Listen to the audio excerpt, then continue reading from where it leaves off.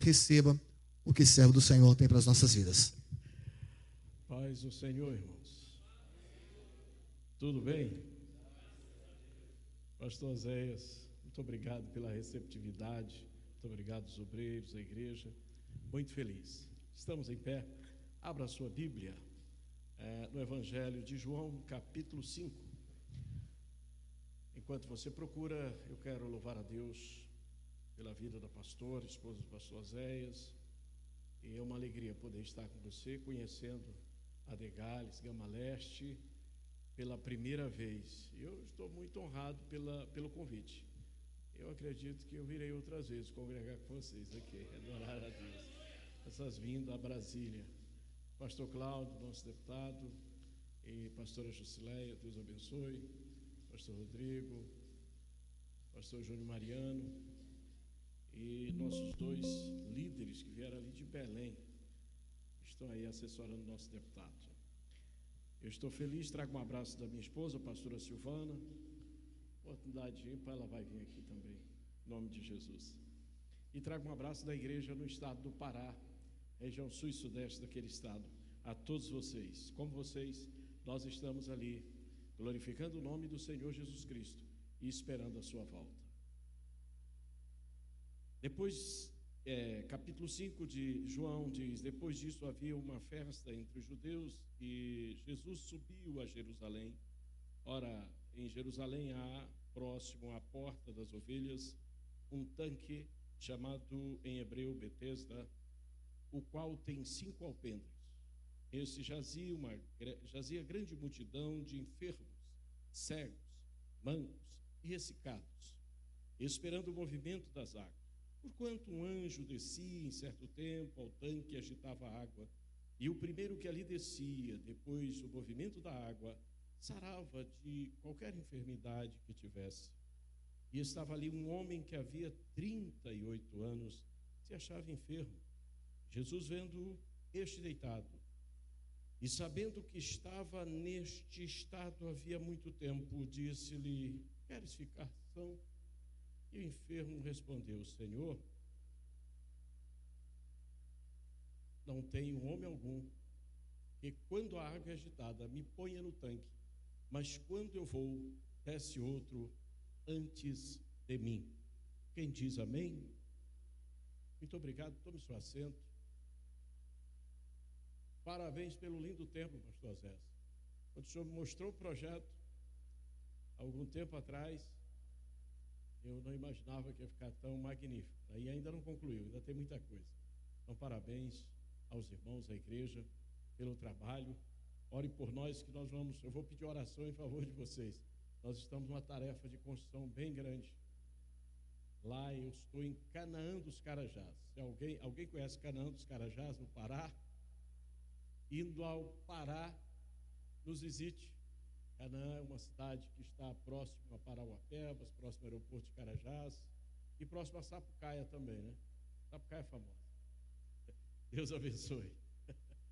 Mas é uma alegria conhecê-los e eu não vou estender. O tempo está chuvoso e eu tenho certeza que muita gente nessa chuva aproveita para dormir. É muito bom, não é ruim. Mas eu quero dizer a vocês que esse projeto que há mais de 15 anos nós fazemos ele lá no estado do Pará, o Janeiro Profético, abençoando o ano que está se iniciando, ofertando as primícias da nossa vida para a obra de Deus e para o reino, e claro, isso reverte em bênçãos para a nossa vida ao longo do ano. É importante fazer isso, então parabéns. Hoje é o primeiro dia, e hoje foi me dado a oportunidade de ministrar no primeiro dia. Ministrar no primeiro dia é uma expectativa, mas eu costumo dizer que é um degrau que vai subindo, e eu estou no primeiro degrau. Quando chegar no 12º dia, vocês estarão no auge. Eu não poderei acompanhar aqui, estarei lá no nosso Janeiro Profético. Mas eu quero dizer que esta campanha será uma bênção para a vida daquele que participar assiduamente da oração e na busca da bênção do Senhor. Faça um esforço máximo para receber essa bênção. E no primeiro dia cabe a mim hoje usar a chave para abrir a porta. E abrir a porta nem sempre é fácil, porque muitas vezes você não sabe o que vai encontrar ao lado de dentro. Então, muita gente tem receio em determinadas portas a se abrir, mas essa porta que está se abrindo hoje é uma porta que não se precisa ter medo, precisa ter coragem, porque é uma porta de fé, é uma porta de profecia, é uma porta de prosperidade, é uma porta de Pentecostes, é uma porta de oração, e nós estamos aqui. Meus amados irmãos, hoje nós vivemos num tempo de descrédito. O avanço dos sistemas tem levado a humanidade a esquecer-se um pouquinho de Deus, na grande maioria. E na grande maioria, eu estou falando a crentes, credos, que estão aqui porque creem, mas na grande maioria dos cristãos do mundo em que nós estamos vivendo, já não acreditam tanto, ou já tem uma fé superficial, aquela fé momentânea, ou aquela fé que não alcança aquilo que realmente Deus quer fazer na sua vida. E é necessário nós reavivarmos os corações isso. Eu venho de um estado onde nasceu o movimento pentecostal no Brasil, que é o estado do Pará. E todas as vezes que eu vou à nossa capital, em Belém, eu sempre vou àquele lugar, aquele banquinho onde sentaram os nossos dois missionários, Daniel Berg e Gunnar Vingre, e lá está uma placa da primeira oração e da sua primeira refeição que eles fizeram debaixo de um pé de uma mangueira, e comeram manga e oraram ao Senhor. Eram dois jovens que vinham apenas com uma promessa no coração, uma mala na mão, uma Bíblia na outra, mas um sonho de manifestar o poder de Deus nessa nação. E Deus ouviu aquela oração, e aquela oração foi tão forte que mais de 100 anos depois, nós estamos aqui, frutos daquela oração, daqueles dois jovens destemidos, que nem falavam português, não sabiam o que iam encontrar e o que iam enfrentar, mas enfrentaram. Nós encontramos o caminho mais aplainado, já encontramos os desbravadores, já encontramos uma igreja mais ampla. Às vezes nós reclamamos, meu Deus, é muito difícil.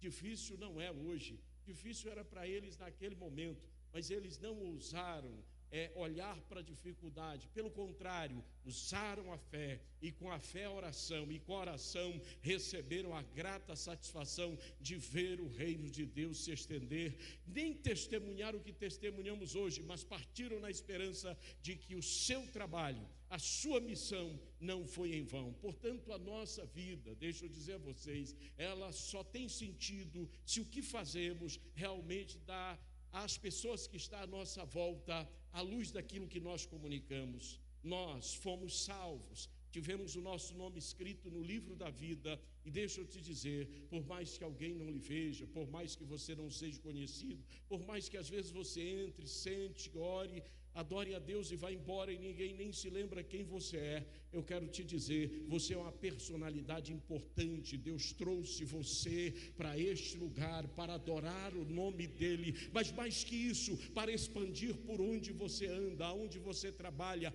dar testemunho de vida, de fé e de convicção. Afinal, você é um cidadão diferente dos demais que talvez trabalhem, estudam ou vivem no dia a dia com você. Você é um cidadão do céu. E em Jerusalém, próximo à Porta das Ovelhas, como li aqui, havia um tanque chamado Betesda. É um tanque normal, natural, que todos eles usavam naquela época para abastecimento, para o banho, para tantas outras coisas. Mas aquele tanque tinha uma outra serventia diferente dos demais ali em Jerusalém.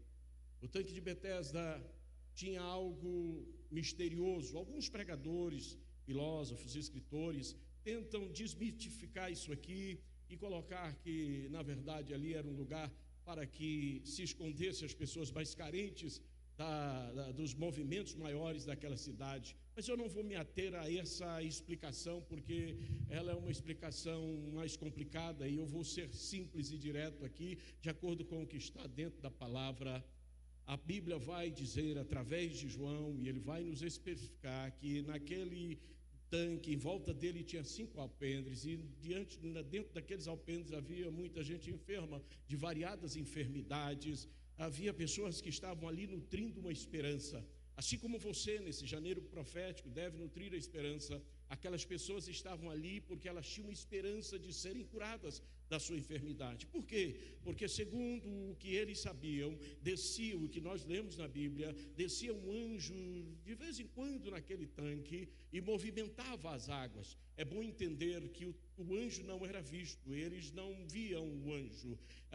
Como é que eles sabiam que o anjo tinha descido? Porque as águas se agitavam e a primeira pessoa que descesse aquele tanque era curado de qualquer sorte de enfermidade. Eu fico imaginando a expectativa das pessoas. Às vezes eu paro para ver as disputas de natação, quando os nadadores chegam à beira da piscina e eles se colocam em posição e ficam esperando o sinal para que mergulhem na água. A expectativa é muito grande. Os que estão na plateia ficam na expectativa para ver quem vai chegar primeiro, quem vai pular primeiro, quem vai alcançar a sua medalha. É assim nas Olimpíadas e você já viu isso muitas vezes. Eu imagino aquela cena de todo mundo olhando para aquelas águas. Uma hora ela vai se agitar.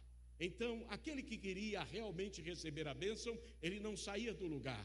Ele ficava na expectativa, ele não tinha tempo para sair fora, porque ele não sabia a hora que o anjo chegava, ele não tinha noção, mas quando a água se movimentava, aí ele pulava naquela água, e quem era o primeiro a pular é que recebia a bênção. Eu tenho certeza que muita gente se molhava ali, apenas se molhavam, mas não recebiam nada, e voltavam, quem sabe, tristes, contristados, abatidos, porque não havia recebido a bênção. E eu fico imaginando quantas pessoas não pularam ali dezenas de vezes naquelas águas e não conseguiram alcançar o seu milagre.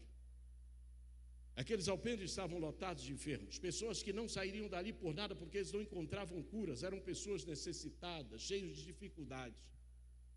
Trazendo para o tempo que nós estamos vivendo, todos nós vamos encontrar no nosso dia a dia alguém sem esperança, alguém sem convicção, alguém sem achar o caminho. Afinal, nós vivemos num tempo em que as pessoas, segundo as próprias estatísticas, estão se matando, tirando a própria vida. São milhares de pessoas, pessoas às vezes que até conhecemos, que nem imaginamos que elas estão naquele vale de dificuldade.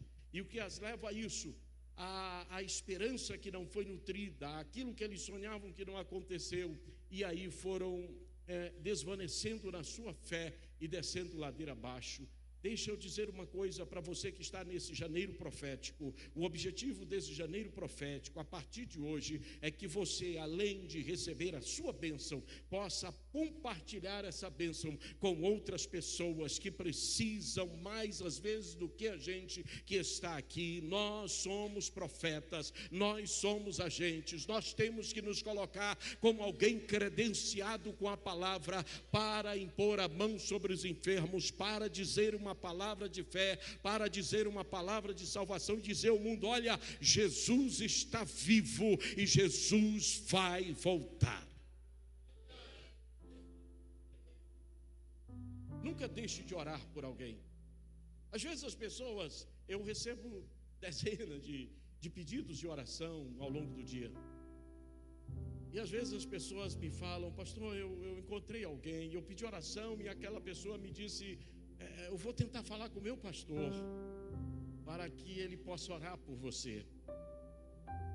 Deixa eu te dizer uma coisa: todas as vezes que alguém te pedir oração, não espere falar com o pastor. É claro que você tem que falar com o pastor e receber a bênção daquele que está sobre nossas vidas como cobertura espiritual, mas Deus já lhe deu autoridade para impor a mão sobre os enfermos, para orar uns pelos outros, para apresentar os seus problemas a Deus. Você não é qualquer pessoa, você é um profeta, você é o escolhido, você tem um chamado. Pastor, eu não sei qual é o meu chamado, eu não canto, eu não prego, mas você ora, e isso é um chamado. Pastor, eu não sou muito bom de oração, a minha oração é aquela oração de aviãozinho. Eu ajoelho: Jesus, eu estou com sono e vou dormir, e amém. Jesus, eu estou com fome e vou comer, e amém. Jesus abençoa todo mundo, e amém. A minha oração é assim, pastor, não tem problema, mas você é um contribuinte. você é um ofertante, você é um dizimista. Tudo isso faz parte desse conjunto chamado reino de Deus. Nem todo mundo é pregador, nem todo mundo é cantor, nem todo mundo é orador, nem todo mundo é conselheiro, nem todo mundo é evangelista, mas você faz alguma coisa, e tudo que você faz é contado e enumerado no reino de Deus. E às vezes o galardão do que pensa que faz menos, Deus vai dizer: deixa estar, servo bom e fiel, porque fostes fiel no pouco, sobre o muito te colocarei. Entra no gozo do teu Senhor. É preciso entender isso. E aí Jesus entra naquele alpendre. Ora, nós não estamos falando de qualquer pessoa, estamos falando de Jesus. Nos últimos tempos, Deus me impeliu, me chamou a atenção para falar dele, de Jesus. Não Jesus o Cristo, mas o Jesus o homem. Porque a gente olha muito Jesus o Cristo, Filho de Deus, a deidade dele, a glória dele. Mas é preciso entender que ele esteve nessa terra e por 33 anos e meio, segundo consta a cronologia, ele viveu. E ele exerceu seu ministério por 3 anos e meio. Talvez eu estou há mais de 35 anos dirigindo igrejas. Eu comecei muito jovem e eu não acho que tenha feito nada, e realmente não tenho feito nada. Mas Jesus viveu 3 anos e meio e ele foi tão intenso no seu ministério que é difícil enumerar tudo que ele fez em 3 anos e meio. Há mais de 2000 anos, ou há quase 2000 anos, dentro da cronologia do tempo, nós estamos tentando enumerar o que Jesus fez e ainda não conseguimos alcançar isso. Por mais que você leia o ministério de Jesus, você sempre vai encontrar alguma coisa nova. E Jesus naqueles dias, pastor Zé, era o homem mais conhecido. Ele não tinha toda essa tecnologia, tudo que nós temos hoje como instrumentos para utilizar e para alcançar as milhares de pessoas. Mas Jesus tinha algo extraordinário, uma inteligência além do comum como homem. Ele preparou aqueles discípulos para uma divulgação, e aquela divulgação de boca em boca era tão extraordinária que ia longe. Isso é tão peculiar, porque até em Atenas, em meios filósofos, eles ouviram falar dele, numa distância que pode ser pequena hoje, mas na época que andava-se mais a pé era muito longa. O império do romano se sentiu abalado por saber dele. O imperador soube dele, as pessoas sabiam dele, ele era o homem mais conhecido. Mas as pessoas não estavam naqueles alpendres focados em Jesus, elas estavam focadas no tanque. E o que era o tanque para eles? A luz de uma última esperança. Nada mais lhes interessava. Apesar de muita gente por aí já ter sido ressuscitado naqueles dias, curado, terem sido purificadas, pessoas nesse tempo, Jesus já era a pessoa mais popular ou mais conhecida daquela região difícil. Mas eles estavam focados no movimento das águas. Jesus está ao seu lado, em determinados pontos, dentro da sua casa, à sua frente, com você, e às vezes nós focamos em outros movimentos da vida. O que quero falar é sobre prioridade. Às vezes a gente diz assim: eu vou tentar resolver o meu problema com o deputado, com o governador, com o senador, com não sei quem, vou resolver ali com alguém. E se não der, a gente vai lá para a igreja para resolver na oração. Ora, deveria ser o contrário. Eu deveria vir primeiro para a oração. Afinal diz assim: buscai primeiro o reino de Deus e a sua justiça, e as demais coisas vos serão acrescentadas. Jesus não vai aceitar ser o último, ele aceita sempre ser o primeiro. Afinal, quando tudo se perde, ele é o primeiro a chegar. Aquelas pessoas focavam no tanque. E Jesus anda por aqueles alpendres observando. Eu estive lá junto ao tanque de Betesda e desci ali uns quase 8 metros ali, naquelas escavações arqueológicas. Lá embaixo eu vi alguma coisa que se parece muito com alpendre e pude perceber o tamanho, a magnitude do que era o tamanho daquilo. Eu vi um arco ali, e alguém me disse: aqui é um arco do que seria o alpendre. Isso é muito grande, dá uma dimensão um pouco maior em largura do que essa igreja, e o comprimento nem imagino. E aquilo estava lotado, porque havia muitos enfermos. Nós estamos falando de um tempo em que a medicina não era acessível às pessoas comuns, apenas aos nobres, ou quem pudesse pagar. E ali estava aquele homem, e Jesus vai andando e ninguém reconhece ele.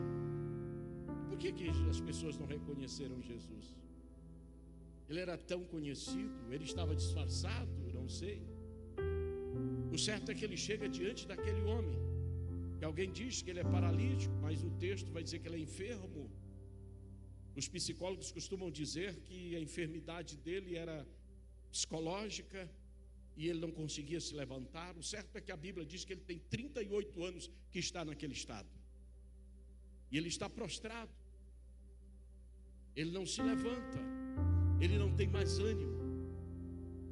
Ele não tem mais condições. É mais ou menos parecido com algumas pessoas que, quando tudo está terrível, ela simplesmente não quer nada. Ela quer apenas se isolar do mundo e ficar deitado numa cama, pensando em nada e buscando nada. Aquele homem estava num estado difícil. Jesus chega para ele e diz: você quer ficar são? Uma pergunta simples. Eu estou doente. Alguém chega para mim: você quer ficar bom? Qual é a lógica da minha resposta? Sim, eu quero.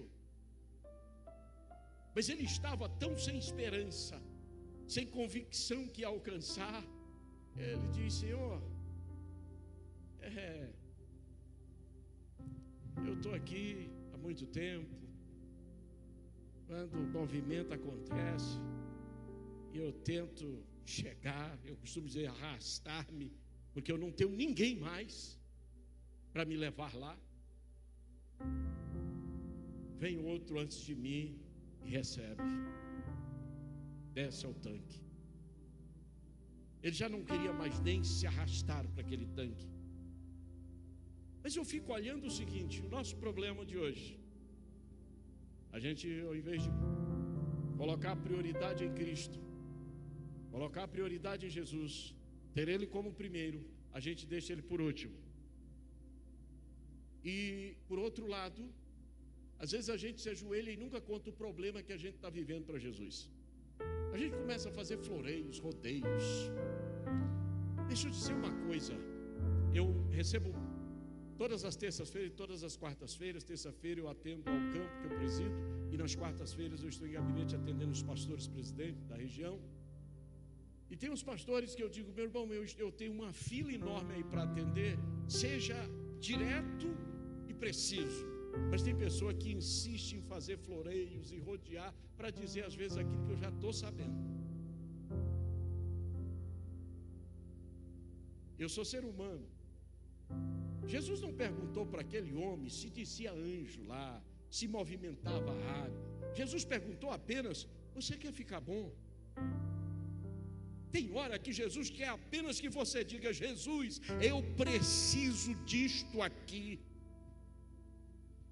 Eu estou na tua presença, eu estou desesperado, porque aconteceu isso e eu preciso disto. Eu preciso desse milagre.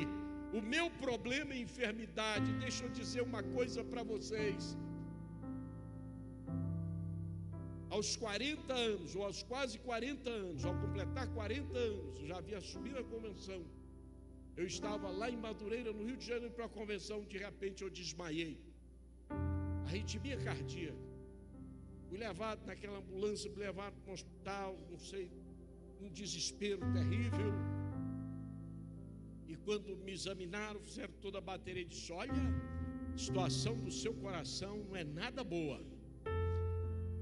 E você precisa fazer um tratamento sério.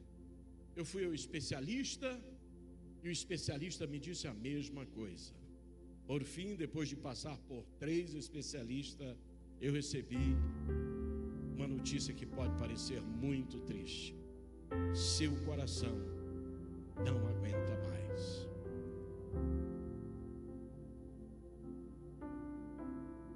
Olhei para o céu, olhei para a minha idade. Jesus, eu estou chegando aos 40. Filhos pequenos. Nessa hora a gente lembra de tudo, né? Menos do céu. Mas eu sempre tive uma conexão com Jesus. Cheguei em casa, chamei a família, disse a esposa e os filhos, disse: olha, a minha situação é essa. Vamos entrar na oração, porque a outra solução palpável é fazer um transplante, entrar na fila do transplante. E aqui transplantar esse coração só Jesus. Desculpe dizer para vocês, senão Ele vai me recolher a sua glória. Oramos. Eu continuei tomando todos os cuidados necessários. Eu vivi quase 6 meses naquela oscilação. Os companheiros sempre tendo um cuidado enorme comigo. E eu indo ao médico frequentemente, sendo monitorado, e ele sempre me dizendo: está ficando difícil, mais difícil ainda. Mas num evento como esse, na igreja, estava eu adorando a Deus no altar, quando uma cantora assumiu, como aquela cantora que cantou aqui inspiradamente,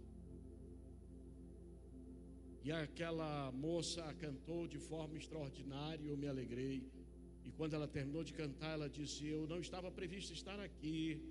Eu passando pela cidade, vi aí as notícias que tinha uma festa, e vi, e mandei um bilhetinho para dar-me oportunidade, e me deram. Até fiquei surpreso que me deram oportunidade.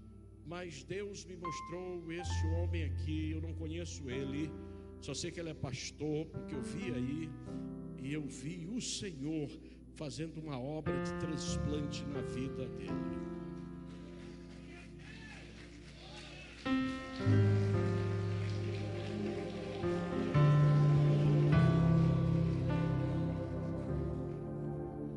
Eu me alegrei, agradeci a Deus com a minha família, e vamos tirar a prova junto aos médicos. Outra bateria de exame. O especialista disse: eu quero outra, eu quero mais outra, eu quero mais outra. Alguma coisa aconteceu aqui. Eu disse: o que foi, doutor? Ele disse: você está com o coração jovem, novo. Os batimentos estão extraordinários. Está mais novo do que o outro. O que foi que você fez? Eu disse: o Senhor me visitou.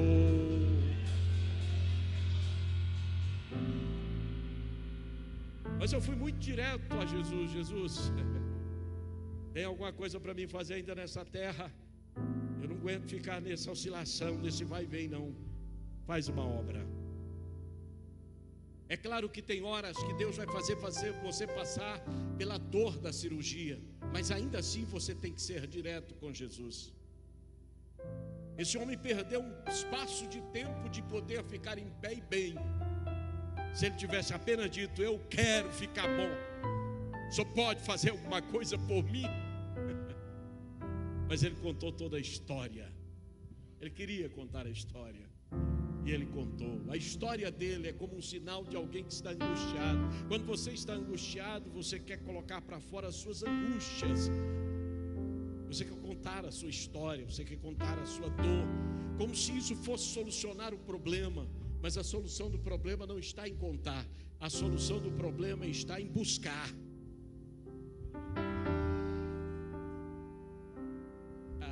A Bíblia diz que aqueles que me buscam me acham. Assim o Senhor fala conosco. E depois que ele conta, Jesus pacientemente ouve, porque Jesus é paciente, e diz: toma teu leito, levanta e vai para a tua casa. A Bíblia diz que ele pega o seu leito, ele se levanta e ele vai para a casa dele. Na estrada ele encontra alguém e diz: ei, rapaz, foi? Hoje é sábado, está carregando a cama nas costas, por quê? Ele disse: eu não sei, só sei que eu estava lá, enfermo, E chegou o homem e disse: toma teu leite e vai para tua casa. Eu estou curado e não me interessa se é sábado, sexta ou qualquer dia. Eu estou curado. Geralmente as pessoas que vão criticar você são aquelas que não vão te ajudar. Eu fico imaginando, e voltando aqui ao texto, quantas vezes pessoas passaram por cima daquele homem e não lhe estenderam a mão para lhe arrastar para aquele tanque.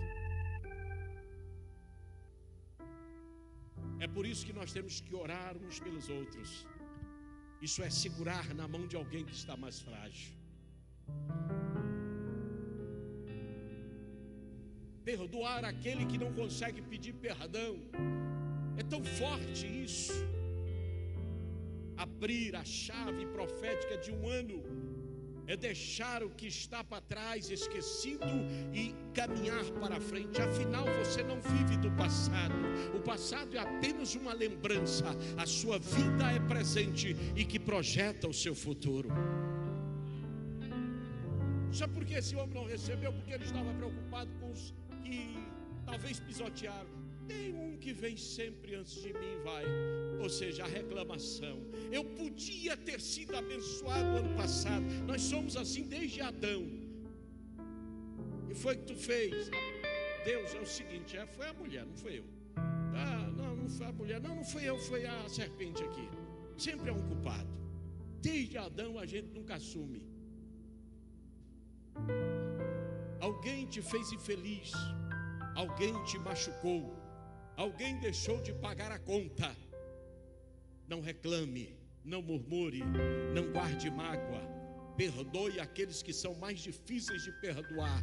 Viva o presente, olhe para a frente. Daqui a pouco o Senhor vai resgatar tudo que você perdeu e lhe dar como presente e bênção para você seguir em frente.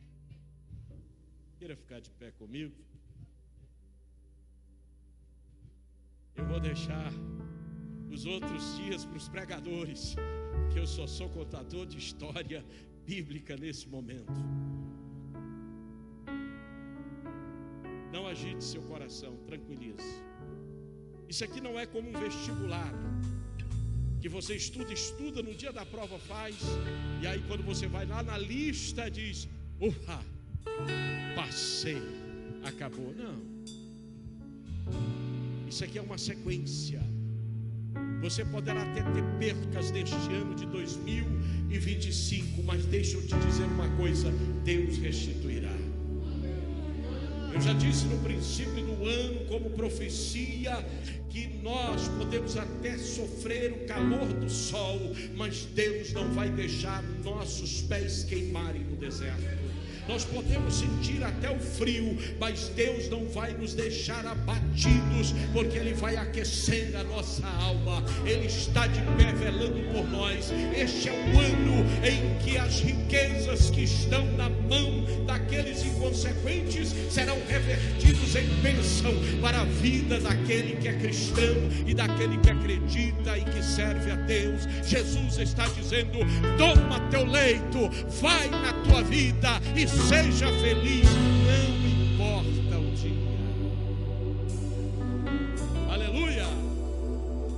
Pastor Oséias, se me permite, segura aí a orquestra. Vocês me acompanham.